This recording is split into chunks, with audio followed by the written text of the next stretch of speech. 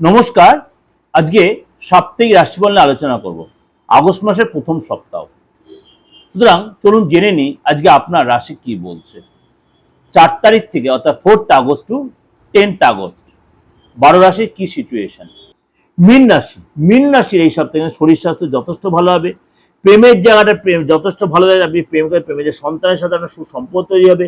ব্যবসায় আপনার যথেষ্ট ডেভেলপ দেখা যায়। ব্যবসায় আপনার যে একটা চাপ চলছে, ব্যবসা আপনার যথেষ্ট ডেভেলপ দেখা যাচ্ছে। জীবনসাথী আপনাকে যত সাপোর্ট দেবে এবং এই সময় কিন্তু আপনার ভাগ্য ডেভেলপ, ভাগ্যের সাপোর্ট, ভাগ্যের সাথ পাবেন আপনি। সপ্তাহের শুরুতে আপনার ভাগ্য সাথ দেবে এবং ভাগ্যের সাথে মানে আপনার বন্ডিং ভালো হবে।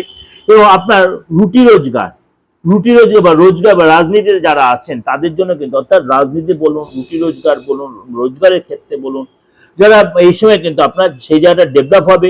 আপনার এই সময় কর্মসূত্রে আপনার কিন্তু একাধিকবার ট্রাভেল করতে হবে এবং সপ্তাহের মধ্যভাগে ব্যবসায়িক সফলতা মিলবে।